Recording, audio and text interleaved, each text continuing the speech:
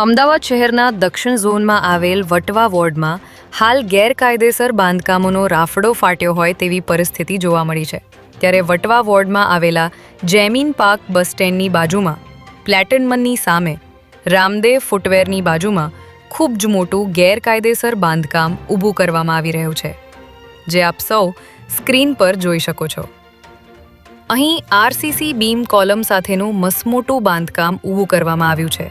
ત્યારે આવા મહાકાય બાંધકામથી અહીંના વોર્ડ ઇન્સ્પેક્ટર તેમજ સ્થાનિક કોર્પોરેટરો અજાણ છે કે પછી લેતી દેતી કરીને તેમની છત્રછાયા હેઠળ જ આવા બાંધકામો ઊભા કરવામાં આવી રહ્યા છે તેવા અનેક સવાલો જાગૃત જનતામાં ચર્ચાઈ રહ્યા છે.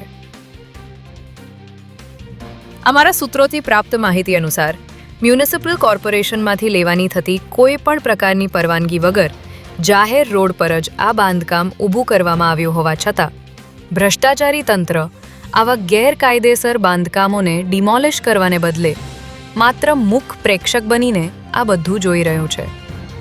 આવા ગેરકાયદેસર બાંધકામો સામે કડક કાર્યવાહી કરવા માટે મ્યુનિસિપલ કમિશનર દ્વારા માર્ગદર્શિકા પણ તૈયાર કરવામાં આવી હોવા છતાં આ વોર્ડના અધિકારીઓ દ્વારા ભ્રષ્ટાચારી નીતિ અપનાવીને આ બાબતે કોઈ જ પ્રકારની કાયદાકીય કાર્યવાહી કરવામાં આવતી ન હોવાને કારણે આ વિસ્તારમાં આવા ગેરકાયદેસર બાંધકામો ઊભા થઈ રહ્યા છે.